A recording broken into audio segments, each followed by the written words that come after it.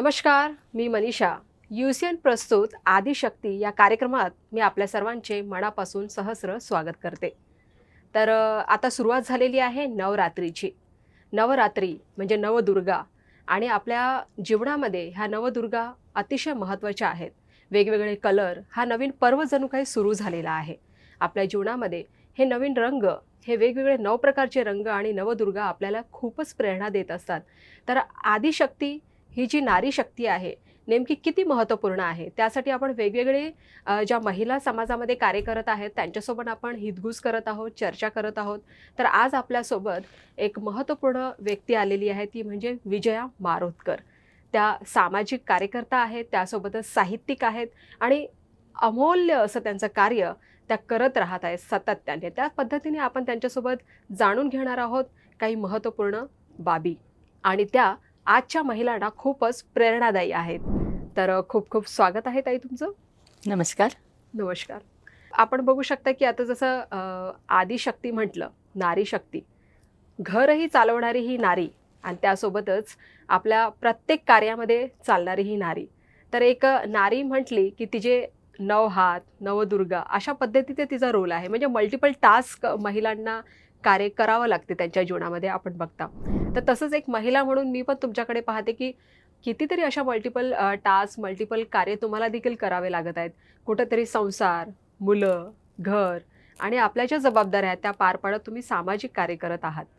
तर खूपच तुमचं कार्य जे आहे बहुमूल्य, अतिशय सुंदर असं चांगलं कार्य आहे.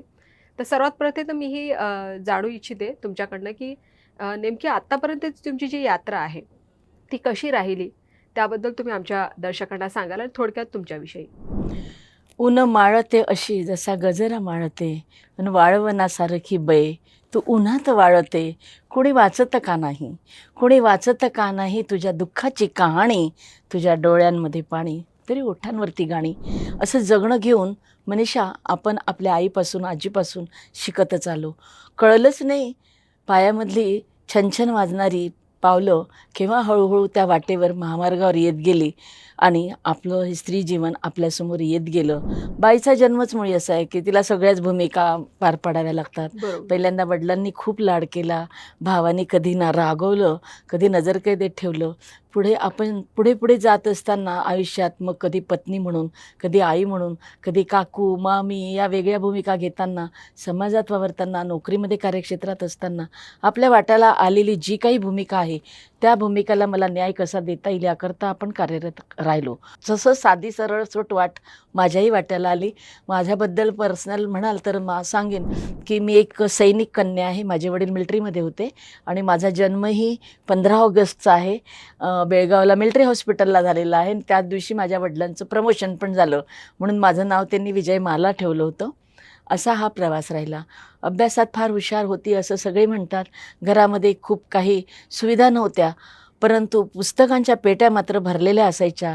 आईवडिलांनी दिलेला तो वाचनाचा संस्कार पुढे लेखिका वगैरे होण्यापर्यंत नेईल असं कधीच वाटलं नाही. शाळेमध्ये कधी कार्यक्रम असला पुण्यतिथी जयंतीचा की आपण भाषणाला नाही असं कधीच व्हायचं नाही. मला आठवतं की 6व्या वर्गामध्ये असताना डॉक्टर बाबासाहेब आंबेडकरांवर बोलायचं होतं.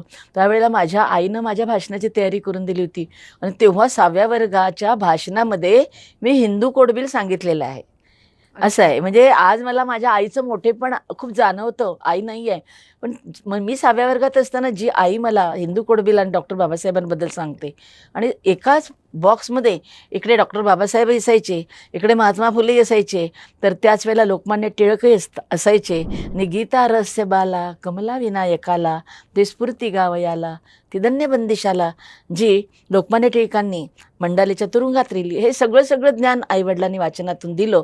ते कदाचित रुजलं असेल आणि ते पुढे कॉलेजच्या लाईफमध्ये माझा काही विशेष लेखनाचा प्रवास झाला नाही, पण नंतर आयुष्यामध्ये पुढे नोकरी आणि मुलं, घर, संसार यात आपण गुंतत गेलो. मी लेखनाकडे कशी वळत गेली माझं मला कळलं नाही. मी स्वतः एक लेखिका आज आहे, कवयित्री आहे. मराठी साहित्यात लहान मोठी माझी 45 पुस्तकं आहे. त्यामध्ये कथा, कविता, कादंबरी, समीक्षण, वैचारिक लेखन. हे सारं काही लिहिलं. तर जीवनामध्ये म्हणजे तुम्ही पहिल्यांदा जेव्हा पुस्तक लिहिलं किंवा पहिली तुमची कविता कोणती होती किंवा पहिलं हम्म. पुस्तक कोणतं तुम्ही लिहिलं हां, होतं? मनीषा खूप छान प्रश्न विचारला. मला आठवतं की 6व्या वर्गामध्ये असताना जेव्हा उन्हाळ्याच्या सुट्ट्या संपतात आणि शाळेमध्ये जातो पहिल्यांदा, त्यावेळेला आमच्या मराठीच्या आमच्या नलिनीताई गडकरी म्हणून बाई होत्या. मला बाई म्हणायचं त्यावेळेला, मॅडम नाही. ओके. बाईंनी म्हटलं की तुम्ही उन्हाळ्याच्या सुट्ट्यांमध्ये मामाच्या गावाला गेला असाल ना सगळे, चला आता मस्ती करायची नाही, सगळ्यांनी आपण उन्हाळ्याच्या सुट्टीत मामांच्या गावाला जाताना काय काय केलं ते लिहा. आणि बाई निघून गेल्या. मग सगळेजण आम्ही लिहायला लागलो. पण काही लोकांचं राहिलं, माझंही राहिलं होतं. बाईंनी म्हटलं की माफी नाही, ज्यांचं अर्धवट राहिलं त्यांनी उद्या लिहून आणायचं, उद्या बघेल हं मी. मग मी घरी आली. आता मामाच नाही आणि मामाचं गावच नाही, तर मामाच्या गावाला जाण्याचा प्रश्नही नाही. मग मी जे काही लिहिलं दुसऱ्या दिवशी बाईंनी माझ्या वर्गात वाचलं आणि त्यांनी म्हटलं, गो विजया किती सुंदर लिहिलं, ही तर कविता आहे. म्हणजे मी लिहिलं होतं की मामा आला घ्यायला बैलगाडी घेऊन, मग जंगलातून गेलो, खूप घनदाट वाट होती, सगळी बच्चे कंपनी, खूप धुम्म मस्ती करत होतो. अचानक मामा म्हणाला की शांत व्हा. पाहिलं तर एक समोर 11-11 वाघोबा उभा होता, तो आमच्याकडे बघत होता. मामांनी डोळे काढले की शांत राहा. मग आम्ही असं त्याच्याकडे बघत राहा, वाघाकडे बघत राहिलो. वाघ केव्हा पळून गेला कळलंच नाही. खरंच आपण जर असं संकटांकडे बघत राहिलो ना, तर संकटही पळून जातात, हा तेव्हाच मेसेज मिळाला असेल. आणि मग जे काही लिहिलं ते बाईंनी खूप डोक्यावर घेतलं आणि त्यातून झालं असं की आमच्या वर्गाचं, मी 6व्या वर्गात होते त्यावेळेला, हो. हस्तलिखित निघायचं. तर त्या हस्तलिखिताचं संपादक मला केलं बाईंनी. आणि मग त्या संपादकाच्या अनुषंगाने सगळ्यांचं लेखन गोळा करा, ते अटॅच करा, ते संकलित करा, हे माझ्याकडे 8व्या वर्गापर्यंत राहिलं. आणि मी एक प्रकारे म्हणजे अवांतर वाचनाकडे, पुस्तकांकडे, लेखनाकडे वळली. मला असं वाटतं कदाचित तिथेच तो स्पार्क पडला असावा आणि माझ्या लेखनाचा. पुढे मी माझं स्वतःचं असं लिहायला मला फार उशीर झाला, परंतु मला वाटतं सुरुवात तिथे झाली. मी लेखणीशी आणि अवांतर पुस्तकांशी तिथे म्हणजे जुळले. अगदी शाळेच्या 6व्या वर्गात असताना हम्म. तुमची लेखनाची सुरुवात झालेली हो आहे. तर तिथून मग अवांतर वाचन आणि लिखाण देखील तुमचं सुरू झालं. हो. छान. तर तुमच्या जीवनामध्ये म्हणजे प्रेरणास्रोत कोण आहेत? रोल मॉडेल अशा कोण आहेत तुमच्या जीवनामध्ये, ज्यांनी तुम्हाला खूप अ, प्रेरणा मिळाली आणि पुढे तुम्ही म्हणतात मनीषा की वेदनेतून महाकाव्य निर्माण होतं. तर मी थोडंफार लिहायची. माझ्या मैत्रिणींना वाटायचं की हिच्यात वेगळं काय येत्या, मला चित्रकाव्य आणून द्यायची. तरुण भारत आणि लोकसत्तामध्ये एक हे सुरू होता कॉलम, ते चित्र द्यायची आणि आपण त्याच्यावर 4 ओळी लिहून द्यायच्या. तर एका माझ्या मैत्रिणीने खूप आग्रह केला, मी त्याच्यावर लिहिलं, ते छापून यायला लागलं. तर पेपरमध्ये आपलं नाव येण्याची एक नशात चढते. मग ते लिहत राहिली इतकं माझ्या कविता, आणि मग मी कविताही लिहायला लागली. कविता कशी लिहायला लागली त्याची एक स्टोरी झाली. त्या चित्रकाव्य लिहत असताना काय झालं, दरम्यान मला काव्य येतं याची पावती समाजाकडून, सर्वांकडून मिळत गेली. दरम्यान माझ्या आयुष्यात एक घटना घडली. माझी खूप लाडकी बहीण आहे, तिच्या मिस्टरांचा अचानक मृत्यू झाला. त्यांना लंग्स कॅन्सर आहे, काही कळलं नाही. हं. फक्त 4 वर्षाचं मॅरिड लाईफ तिच्या वाट्याला आलं. 2.5 वर्षाचा मुलगा होता आणि त्यांचं निधन झालं. डॉक्टरांनी जेव्हा मला बोलावून सांगितलं की ताई पेशंटच्या बाबतीत असं आहे, तेव्हा तिथून घरापर्यंत येताना सुचली खऱ्या अर्थानं ही खरी कविता. असं म्हणतात की काव्य वेदनेतून निर्माण होतं, महाकाव्य वेदनेतून. तर ते माझं महाकाव्य आहे की नाही मला माहिती नाही, पण ही कविता तिथं जन्माला आली. घरी येतपर्यंत डोक्यात आली, कागद पेन घेतला आणि पटकन लिहिली. सांगू का, ती 1 मिनिटाची हो, कविता आहे. हो, हो. की एक दिवस व्यथेने अचानक दारावर थाप दिली आणि ध्यानी मनी नसताना तिला घरात आप दिली. आप म्हणजे आश्रय. पाहुणी म्हणून आलेली व्यथा विसावली घरात, आणि कायमच राहण्याचा विचार करू लागली मनात. तिला घालवण्याचे प्रयास अनेक केले, पण ती काही गेली नाही ना. तिला घालवण्याचे अनंत प्रयास केले, शेवटी तिच्यासोबत जगणे हेच प्रारब्ध ठरले. प्रयास म्हणजे माझ्या बहिणीवर वैधव्य येणार हे दिसत होतं, Yes. ते येऊ नये म्हणून प्रयत्न हं, केले, हं. पण ते आलंच. मग शेवटी जे वाट्याला आलं त्याच्याशी कमिटमेंट करायची आणि जगायची. मग तिला मी घेऊन आली माझ्या घरी, माझ्या मुलीसारखं ठेवलं. म्हणजे आपल्या दारात एवढं देखणं दुःख आहे, तिला बघून मला कविता अनेक यायच्या. मग म्हणजे हळूहळू एक प्रकारे तुमची बहीण तुमची रोल मॉडेल हो, तुमच्या माझी जीवनामध्ये रोल ठरली. म्हणजे प्रेरकच ठरली. प्रेरणास्रोत. हळूहळू मग सामाजिक विषय पण आपण वळलो, आपल्या वैयक्तिक दुःखातून बरोबर. बाहेर पडलो, असं होत गेलं. अनेक कवितांना पुरस्कार मिळाले. शेतकऱ्यांच्या व्यथांवर लिहिलं, त्याला मिळाले. तरुणाईला, बेरोजगारीला नोकऱ्या मिळत नाही त्यांच्यावर लिहिलं, वशिलेबाजीवर लिहिलं, त्याच्यावर मला मग मिळत गेले अवॉर्ड, खूप झाले. तर मग म्हटलं की चला आता आपण कवयित्री झालो. मग पहिलं पुस्तक यायचंच होतं. मग खूप प्रयासाने 2004ला माझा स्वल्पविराम हा काव्यसंग्रह आला. त्याला शब्दप्रभू कविवर्य राम शेवाळकरांची प्रस्तावना, सुलभाताई हिरलेकरांचे अभिप्राय आहेत. अनेक पुरस्कार त्या पुस्तकाला मिळाले. पद्मश्री नारायण सुर्वे पुरस्कार मिळाला. पहिल्याच पुस्तकाची एंट्री इतकी दमदार झाली की मग मी सगळं लिहत राहिली. परंतु त्याच वेळेला मी कथा पण लिहित होती, लेख पण लिहित होती, म्हणजे गद्य आणि पद्य माझं पॅरलल सुरू होतं. असा माझा प्रवास सुरू झाला. 2004ला पहिलं पुस्तक आलं, त्याच्यानंतर खरा वेग घेतला.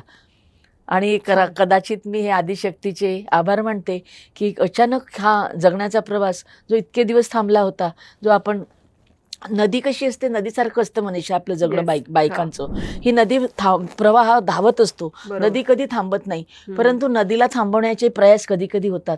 एखादं धरण आपल्या वाटेमध्ये उभं होतं. आता धरणाला बाजूला करून जाण्याची शक्ती नदीमध्ये नाही आहे, पण मी काय करेन, तर ती काय करते, त्याच्या बाजूनी आपला हळू छोटासा झरा शोधते आणि हळूहळू तिथून बाजूनी पळ काढते आणि मोठ्या प्रवाहात जाते आणि जाता जाता धरणाला टाटा बाय बाय करते की तू किती मला अडवलं ना तरी बघ माझ्या वाटेने मी जात आहे. कारण तिला माहिती आहे की माझं वाहनं हे निरंतर स्वच्छ आहे, निर्मळ आहे, चांगल्या कामाकरता मी जाते आहे. मग शेवटी धरणालाही ते मान्य करावंच लागतं असं होतं. बरोबर आहे. ह्याच्यामुळे काही ओळी मला आठवतात. स्त्री ही नाजूक आहे, तर स्त्री ही सुंदर आहे, खरंच स्त्री आहे. ही प्रेमळही आहे, पण परिस्थिती आल्यावर ती इतकी कणखर आहे की तिच्या पुढे दगडही कोमल आहे. खरं आहे, क्या तर बात. खरंच सुंदर. अशा पद्धतीने ही स्त्री अस्तित्वाची जाणीव देणारी म्हणजे ही छोटीशी कविता. तसंच खूप छान असा अनुभव आहे तुमचा. पुढे मी प्रश्न विचारते की आत्तापर्यंत जर तुमची जीवन यात्रा राहिली, वेगवेगळ्या तुमच्या जीवनामध्ये सुखद अनुभव, दुःखद अनुभव असे वेगवेगळे आलेही असतील, पण काही तुमच्या जीवनामध्ये अशा काही समस्या पण आल्या, काही चॅलेंजेस आल्या तुमच्या लाईफमध्ये ज्या तुम्हाला फेस करून तुम्हाला पुढे जावं लागलं, तर अशा कोणत्या प्रकारचे चॅलेंजेस, समस्या तुमच्या लाईफमध्ये तुम्हाला भेडसावलेल्या आहेत? माझं लाईफच एक चॅलेंज राहिलेलं आहे. ओके. ज्यांनी मला सुरुवातीपासून पाहिलेलं आहे किंवा आता मुलाखत बघत असतील त्यांना माहिती आहे की माझं आयुष्य किती संघर्षमय राहिलेलं आहे. मी एमकॉमला मेरिटमध्ये येणारी नागपूर युनिव्हर्सिटीची पहिली मुलगी आहे. म्हणजे आमच्या वेळेला मुली कॉमर्स नाही घ्यायच्या. आणि मी सायन्स स्टुडंट असून कॉमर्स घेतलं की मला CA व्हायचं होतं. परंतु मी एमकॉमला मेरिट आले, त्यामुळे सगळ्या वर्तमानपत्रांमध्ये जिकडे तिकडे गाजावाजा झाला आणि CA करायला रतन चांडक अँड फर्म यांनी मला प्रवेश दिला. पण त्यांनी सांगितलं होतं की तुम्हाला लग्न नाही करता येणार 5 वर्ष. ओके. कारण तुम्हाला जर आम्ही मुभा दिली तर तुम्ही ना धड आम्हाला न्याय देऊ शकत ना घराला, एक तर लग्न तुटतं नाही तर कोर्स कम्प्लीट राहतो. म्हणून आम्ही ठरवलंच आहे की मुलींना घ्यायचं नाही, घ्यायचं असेल तर आमचा कोर्स होतपर्यंत लग्न करता येणार नाही. परंतु मेरिटमध्ये आल्यामुळे असेल कदाचित इतके स्थळं यायला लागले, इतकी गडबड झाली सुरू की त्यामध्ये तो विषय बाजूला पडला आणि मग त्यात झालं लग्न. आणि त्या दरम्यान मग मी B.Ed केलं. समोरच्यांनी म्हटलं की काय करायचं CA करून, B.Ed करा ना, B.Ed झालं तर तुम्हाला नोकरी लागेल, लेक्चरशिप वगैरे. मग B.Ed केलं आणि अनेक स्थळं आले बघायला. म्हणजे लग्नाळू मुलगी असली, मुलं असले किती असतं ते माझ्याही बाबतीत झालं. परंतु शेवटी जे योग लिहिलेले असतील तेच झाले आणि आदिशक्तीची कृपा असेल माझ्यावर कदाचित. तर मला सांगताना आज खूप आनंद होत आहे की आज आपल्या विदर्भातलं नव्हे, आपल्या नागपुरातलं कोराडी देवस्थान कुठे आहे, किती म्हणतात. देश विदेशातले लोक कोराडीला येतात आणि त्या कोराडी मातेची माझे असे काही ऋणानुबंध आहे की तिच्याच गाभाऱ्यात माझं लग्न झालं. आज जिथे दिवे लागतात, आता पेटलेल्या आहेत ज्योती, ते वेगळ्या पद्धतीचं मंदिर होतं. जुनं पुराण इतकं डेव्हलप झालेलं नव्हतं, पण त्या हॉलमध्ये माझं लग्न झालेलं आहे. आणि म्हणून आदिशक्तीचे कायम आशीर्वाद राहिलेले आहे. लग्न तर झालं, पण तिनं म्हटलं की सगळं मी तुला सहज नाही देणार, तुझी परीक्षा घेईन पावलोपावली. आणि ज्या कागदाला पाहून आपलं लग्न होतं की लग्नामध्ये पाहिलं जातं की मुलगी एवढी शिकलेली आहे, एवढी देखणी आहे, सुंदर आहे, माझ्या घराला सांभाळेल, हे सगळं होत गेलं तर ठीक असतं. परंतु कुठे कुठे जर आपल्यातले जास्तीचे गुण पुढे जायला गेले तर कधी कधी नाही आवडत नाही. मला आज सांगायला काहीच आवडत नाही की माझ्याही आयुष्याचा अभिमान चित्रपट झाला. अभिमान सिनेमा ज्यांना माहिती आहे ते होत गेलं. थोडंसं वय असं असतं की कळतच नाही का होतं. परंतु कारणं अशी होती की 2 मुलं त्या पिरियडमध्ये झालीत. आणि माझी पहिली नोकरी सिंधी रेल्वे आहे इथे वर्धेच्या जवळ, तिथे म्युनिसिपल नेहरू ज्युनियर कॉलेजला मी लेक्चरर म्हणून लागले. माझे मिस्टर LITला होते, ते डेली अपडाऊन करायचे. माझे 2ही मुलं त्याच काळातले. तर मुलांना सांभाळायला बाईच नाही मिळायची. म्हणजे बायका तिथे शेतावर जातात पण घरकाम करायला कमीपणा वाटतो, कोणी मिळायचं नाही. खूप त्रास झाला. आम्ही कसे तरी 4 वर्ष काढले. जेव्हा मुलांची खूपच गैरसोय व्हायला लागली तेव्हा माझे मिस्टर म्हणाले, जोपर्यंत आपले पोरं हाताने जेवण वाढून घेत नाही तोपर्यंत तू नोकरीचं नाव काढायचं नाही. अच्छा. मान्य करावं लागलं मला. राजीनामा देऊन नागपूरला आलो. पण नागपूरला आल्यानंतर मी पाहिलं की सगळेजण कामावर, पोरं शाळेत, हे कॉलेजमध्ये, आणि मी माशा मारत बसायची.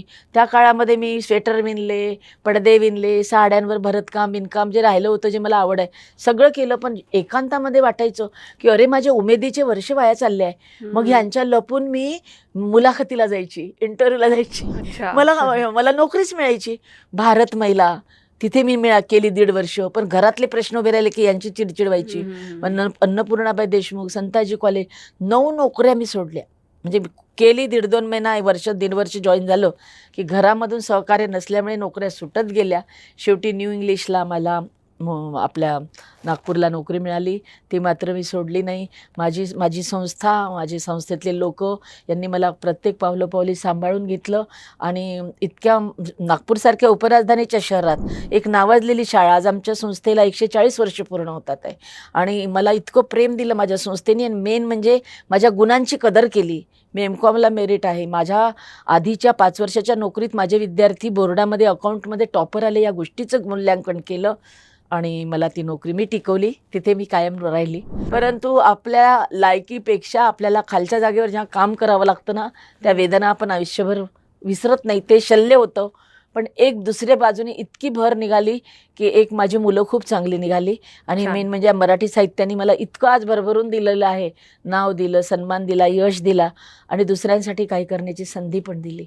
हे सगळे आदिशक्तीचे मी आभारच म्हणते. तर जसं आता नवरात्री उत्सव आहे, आणि नवरात्री म्हटलं की प्रत्येकाच्या जीवनात काहीतरी महत्त्वपूर्ण असा एक विशेष भाग आहे. तर तसंच तुमच्या व्यक्तिगत जीवनामध्ये नवरात्रीचं काय असं विशेष महत्त्व आहे? माझ्या जीवनामध्ये नवरात्रीचं महत्त्व, तर पहिलं महत्त्व आहे की तिने स्वतःहून मला सांगितलं. माझं तिच्याकडे लक्ष नाही, तर तिने वारंवार आपल्याकडे मला जाणून बुजून ओढून लक्ष द्यायला भाग पाडलं. असे इन्सिडेंट घडले. पहिला इन्सिडेंट तर हा घडला की कोराडीच्या मंदिरामध्ये लग्न होणे. देवीचा एक अनुभव मी सांगते. चंद्रपूरला महाकालीचं एक दैवत आहे, प्रतिष्ठान आहे. आपण सगळे विदर्भातलं जागृत देवस्थान म्हणून त्याला मानतो. मला पण अनेकदा चंद्रपूरला गेल्यानंतर महाकालीला जायला काय मिळत नव्हतं. एकदा मला उद्घाटक म्हणून चंद्रपूरला बोलवल्या गेलं. तर मला माहिती होतं की माझ्या यजमानांना एवढी भरारी घेतलेली आवडत नव्हतं. तू तुझ्यापुरतं कर. पण हे खूप वगैरे नाही आवडत होतं त्यांना, का कोण जाणे. मला हे जाऊ देणार नाही म्हणून मी त्यांच्यापासून ती गोष्ट लपवून ठेवली. परंतु आता एक रात्रभर घराबाहेर जाणार, तर अहोंना सांगितल्याशिवाय कसं होणार. शेवटी त्यांच्या लक्षात आलं. ते म्हणे कुठली तयारी तुझी. तर मग मी म्हटलं मला चंद्रपूरलाही बघा पत्रिका जायचं आहे. तर मला म्हटले काय तू गेली नाही तर होणार नाही का. मी म्हटलं नक्की होईल, परंतु कोणाचा कार्यक्रम खराब करण्याचा मला अधिकार नाही, मी जाणार आहे. बरं म्हटले, मी पण येतो. पण एक अट आहे म्हणे माझी, की आपण आज रात्रीच परत येऊ. मी म्हटलं अजिबात शक्य नाही, मला महाकालीचं दर्शन घ्यायचं आहे. मी आज रात्री थांबणार आहे, उद्या लगेच परत येऊ. त्या लोकांनी माझी व्यवस्था केली आहे, तुम्हाला शक्य असेल तर तुम्ही या. ते आले. त्यावेळेला पुण्यनगरी पेपरला मंथन माझा कॉलम सुरू होता. भद्रावतीपासून पंचक्रोशीतले बिचारे 75 वर्षाचे लोक मला ऐकायला आले, भेटायला आले. आणि माझा जो माहोल होता, माझं जे भाषण त्यांनी ऐकलं, त्या भाषणातला एक इन्सिडेंट सांगते 1 मिनिटामध्ये. की एक माझी मैत्रीण आहे कल्पी जोशी, तिचा रेशमी पडदा नावाचं पुस्तक, त्याच्यावरती प्रकाशन होतं. पुस्तकाचं थीम असं होतं की एक नाचणारी बाई, वेश्या नसते, जी नर्तकी असते, तिच्या दारात कोणीतरी लहानशा मुलीला आणून टाकलं. तिने त्या मुलीला वाढवलं. पण ती मुलगी फार हुशार होती म्हणून तिने पाचगणीला शिकायला ठेवलं. पुढे ती मुलगी तिकडेच शिकत राहिली, मोठी झाली. मोठी स्टोरी 1 मिनिटात सांगायची तर झपाट्याने सांग. तर त्या मुलीच्या आयुष्यात एक मुलगा येतो, तिच्या मॅडमचाच मुलगा असतो, लेक्चररच्या. तर तो ही कविता लिहिते, तो कविता. पण हे प्रेम आहे का तिला कळत नाही. तो अमेरिकेत जातो शिकायला. ही म्हणते आज तो येणार आहे, मी त्याला विचारणार की बघ, मी कविता लिहिली की तू कवितेत उत्तर देतो, पण हे प्रेम आहे का, ह्या शिक्कामोर्तब कसं व्हायचं. तर माझं तर आहे तुझ्यावर, पण तुझं आहे की नाही. मग त्याकरता तू मला आज सांग. पण एक सत्य आहे माझं आयुष्यातलं, जाणून घे. ते सत्य असं की मी एका नर्तकीची, एका वेश्येची मुलगी आहे. उद्या तुला कळलं तू मला सोडून देशील. बरोबर. ती हे सांगते तेव्हा पडदा असा हालतो ना, तो जाताना पाहत त्यांनी ऐकलं. अच्छा. आणि तिला बापरे, यांनी ऐकलं. जर माझ्या प्रेमामध्ये शक्ती असेल तर हा परत येईल. 15 दिवसांनी तो परत येतो. तर त्या पूर्ण स्टोरीला मला 10 मिनटं बोलायचं, मी 8च मिनिटात बोलली. मी एक शेर म्हटला, नावाजलेल्या शायरचा शेर आहे की मैं तेरी यादों की बारिश में कब तक भीगू, मैं तेरी यादों की बारिश में कब तक भीगू, ऐसे में तो दीवार भी गिर जाती है. म्हणजे पूर्ण ह्या कथेचा सारांश त्याच्यात आला की मी माझं किती प्रेम आहे तुझ्यावर, मी बरोबर. बयान नाही करू शकत. माझे मिस्टरनं समोरच्याच रांगेत बसले होते. शांताराम पोटदुखेंसारखे मंत्री मंचावर होते, मोठे मोठे लोक होते. तर मला जी मान्यता समाजाकडून मिळाली ते पाहून ते अवाक झाले आणि मला नंतर म्हटले की मला माफ कर यार, म्हणे मी खूप तुला आतापर्यंत अडवलं, आता मात्र मला तुला जाऊ देता येईल. तर मी त्यांना म्हटलं होतं की तुम्ही माझ्या जीवनातलं वादळ आहे. आता प्रत्येक बाईच्या पदराला ते असतं, जिचा नवरा तिलाच माहिती असतो तो एका बरोबर. प्रसंगी कसा वादळी असतो. तर मी त्यांना त्या चारोळी माझ्याकडून त्या रात्री लिहिल्या गेली, जी त्यांना ऐकवली. त्यामुळे माझं पूर्ण पुढचे दिवस मला इतके चांगले मिळाले. मी तर माझ्या सगळ्या ऐकणाऱ्या भगिनींना म्हणे की तुम्हाला या चारोळीचा उपयोग झाला तर जरूर करा, कारण हा एक आपल्या हातामध्ये आलेलं शस्त्र असेल महाकालीने दिलेलं. ती चारोळी अशी की कितीही वादळं पेलीन रेमी, कितीही वादळं पेलीन रेमी, आता साथ तुझी असताना नव्या वादळांनाही विचारच करावा लागेल आता आपल्याकडे येताना, आपल्याकडे येताना. क्या बात आहे. खूपच सुंदर. तर जसं आपण बघू शकतो की प्रत्येक जीवनामध्ये महिलांच्या जीवनामध्ये काही ना काही एक हे असते की काहीतरी सवय असते त्यांची किंवा काहीतरी चांगली गुड हॅबिट असते की जेणेकरून त्या नेहमी सातत्याने ज्या करत असतात, म्हणजे practice make a man perfect म्हणतात. तर तशा पद्धतीने तुमच्या जीवनामध्ये असं काही तुमच्या दिनचर्येमध्ये अशी काही आहे का जे तुम्ही नेहमी असं काहीतरी लिखाण करता किंवा काही विचार चिंतन म्हणून जे काही तुम्ही असं करता, एखाद्या सवयीचा भाग की जेणेकरून तुम्हाला ते यशस्वीरित्या पुढे जाण्यासाठी मदत करत आहे? पुढे जाण्याचा तर मला कायम छंद. मी एक कवयित्री लेखिका असल्यामुळे लेखणीचा ध्यास मी कधीच सोडला नाही. एकही दिवस नाही की मी नवीन काही लिहत नाही. चारोळी तरी लिहाव्या, म्हणजे त्याच्यातून खूप मोठं लेखन व्हावं आणि आपण लेखक व्हावं हा उद्देश नाही, परंतु ते सुचल्याच जातं. आणि त्यामध्ये काय झालं की मला मुलगी नाही, मला मुलगी असावी खूप वाटत होतं. मला मुलगी खूप आवडते, परंतु मुलगीच नाही. म्हणून माझी मुलगी मी माझ्या विद्यार्थिनींमध्ये शोधत राहिली. मग मी म्हणजे टिफिनही खायचं त्यांच्यासोबत, पिकनिकला जायचं, त्यांच्या गोष्टी करायच्या पर्सनल. मोबाईल जेव्हा त्यांच्या लाईफमध्ये आला आणि वेगवेगळ्या गडबडी करायला लागला, त्यावेळेला मी त्यांच्याशी खूप अटॅच झाली आणि त्यांच्या वैयक्तिक प्रश्नांमध्ये पण मी गुंतत गेली. मला कोणत्याही मुली एकदम टीचरला सांगणार नाही, पण एका मुलीच्या बाबतीत एक प्रसंग घडला आणि सगळ्या मुलींना जाऊ दिलं आणि मी तिला विचारलं की बेटा सांग ना काय झालं. कोणी सांगितलं, काही नाही म्हणे मॅडम, काहीच नाही झालं वगैरे. पण काहीतरी झालं, कारण ही गणितं करायची नाही, अभ्यास करायची नाही, शरीराने इथे मनाने कुठे, असं तिचं वातावरण असायचं. नक्की काहीतरी झालं आहे बेटा. नाहीच म्हणे. तर म्हटलं ठीक आहे, आता असा अंधार होत आला आहे, आपण उठू जाऊया घरी. जेव्हा आम्ही उठलो आणि जायला लागलो ना, तेव्हा मी तिला एकच प्रश्न विचारला, मला त्याचं नाव सांग. तसं म्हटल्याबरोबर ती माझ्या डोळ्यात डोळे घालून म्हटली, मॅडम तुम्हाला कसं कळलं? मला काही कळलं नव्हतं, मी हवेत बाण सोडला पण लागला. मग खूप रडली आणि धो रडली आणि मग मी तिला जवळ घेतलं. मॅडम तुम्हाला जे काही कळलं ना ते खरं असेल, परंतु आता मी यात कुठेच नाही. पण आज अवस्था माझ्या घरची अशी आहे म्हणे की माझं अख्खं घर माझ्या जीवावर उठलं आहे. आई वडील बहीण भाऊ, उठताना लात आणि बसताना बुक्की. मला रोज वाटतं ना मॅडम की सुसाईड करावं. ते मी तिला जवळ घेतलं. मी म्हटलं बेटा, हा मानवी जन्म खूप याने मिळतो आपल्याला, काहीही होऊ दे, एक चूक तर सगळ्यांना माफ आहे. तू मरायचं नाही, आत्महत्या करायची नाही. मग या प्रकरणात पडून मी तिच्या घरापर्यंत जाऊन तिच्या आईला वगैरे समजवलं, या मुलीला मला देऊन द्या, मी हिला काहीतरी घडवून दाखवेल. पण ती नाही दिली त्यांनी. आणि तिथून आल्यानंतर असं झालं की 17व्या दिवशी त्या पोरीने आत्महत्या केली. हे तुमचं जे पुस्तक पाहते पोरी जरा जपून, हां. तर नेमकं म्हणजे काय आहे हे पोरी जरा जपून? झालं काय की या मुली ही माझी गुरु ठरली, जिला मरावं लागलं जेव्हा मी या वाटेवर आली. आणि आज माझा नित्यक्रम, तुमच्या प्रश्नाचं उत्तर की माझा नित्यक्रम झालेला आहे हा.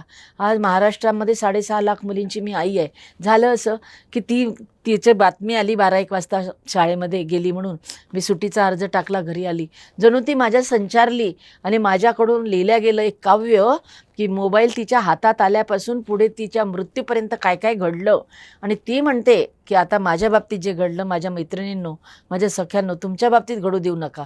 मग तुझ्यासारख्या एका मैत्रिणीला, डॉक्टर वीणा राऊत आहे, तिला मी ऐकवली ही कविता फोनवर. ती काय म्हणे, विजया लिहिली खूप चांगली, पण मला ऐकून काय उपयोग, असं करूया माझ्या शाळेत कार्यक्रम घेऊ. तो गुरुवार होता, शुक्रवारी तिने कार्यक्रम घेतला आणि त्याला नाव ठेवलं हे पोरी जरा जपून. त्या दिवशी जे शिक्कामोर्तब झालं, 2014ची गोष्ट आहे, आज किती वर्ष झाले, 11 वर्ष, तो पायंडा सुरू आहे. आणि तिच्या कॉलेजमध्ये कार्यक्रम झाल्यानंतर पहिल्यांदा मोबाईलच्या बाबतीतच मुलींना सांगितलं मोबाईल कसा वापरायचा, दक्षता घ्यायची, नाही तर हे हिच्यासारखं मरावं लागेल तुम्हाला, कोणातरी याच्यामध्ये तुम्ही चुकीच्या ठिकाणी गुंडाळल्या जाल, आयुष्य बर्बाद आहे. तुम्हाला खूप चांगल्या गोष्टी देतो हा मोबाईल, चांगलं भरपूर आहे त्याच्यात, ते घ्या त्याच्यामधलं. हे होत गेलं. मग मला नागपुरामध्ये अनेक कॉलेजनी बोलवलं, मग नागपूरच्या बाहेर, मग विदर्भ, असं करता महाराष्ट्र, गोवा सरकारनी मला बोलवलं. 8 दिवस तिथे माझे कार्यक्रम झाले. तर तुमच्या ह्या कार्याला मी खरंच सलाम करते आणि खूपच शुभेच्छा देते तुमच्या ह्या कार्याला. अशा पद्धतीने तुमचं कार्य हे पुढे चालत राहो. शेवटचा प्रश्न विचारते की आजची जी पिढी आहे, आजच्या ज्या महिला आहे, मुली आहेत, त्यांना तुम्ही आदिशक्ती ह्या कार्यक्रमाच्या माध्यमातून काय संदेश द्याल? त्यांना मी सांगेल, बेटा स्वतःच्या शक्तीला ओळख. तू स्वतःमध्ये, तुझ्यामध्ये आदिशक्ती आहे. आणि नको तिथे मी हात जोडले, खरे जोडणे राहून गेले, माझ्यातल्या मीला शोधणे राहून गेले. म्हणजे तुला नेमकं काय करायचं आहे ते एकदा कळलं ना की ती वाट आपली निवडायची, मग त्या वाटेवर चालत राहायचं. कारण आज मला काम करताना माहिती, मुलींकरता काम करते, माझ्या विदर्भातल्या लेखिकांकरता काम करते. आता 5 आणि 6 तारखेला अमरावतीला 3रं विदर्भ लेखिका साहित्य संमेलन आम्ही आयोजित करत आहोत. तर कानांनी बहिरं व्हायचं, डोळ्यांनी आंधळं व्हायचं. आपल्या दिशेला जे दिसतं आहे, ज्या दिशेवर आपण वाटेवर कार्यरत आहोत, त्या कार्याला जाताना खूप अडचणी येतात. त्या अडचणींचा प्रवास, उभी संकटे थवेच्या थवे, तरी झुंज दिली गो तुफान असवे, कितीदा इथे जाहल्या चिंदड्या, तरी मातृशक्तीने रोजच, आदिशक्तीने रोजच डाव टाकले नवे नवे. ते आठवत राहायचं आणि पुढे जात राहायचं. घेतलेला वसा टाकायचा नाही. हेच आदिशक्तीला मागायचं आहे तुला आज. तर खूप खूप धन्यवाद, तुम्ही आपला अमूल्य वेळ दिलेला आहे आमच्या ह्या स्टुडिओमध्ये. तर आदिशक्तीच्या ह्या कार्यक्रमामध्ये आपलं मी खूप खूप सहस्र सगळ्यांच्या वतीने आमच्या चॅनलच्या तर्फे खूप खूप तुमचा धन्यवाद करते, विजयाताई मारोतकर. धन्यवाद. और तशाच पद्धतीने आपण पुढच्या एपिसोडमध्ये भेटणार आहोत आदिशक्तीच्या. तर पाहत रहा UCN न्यूज.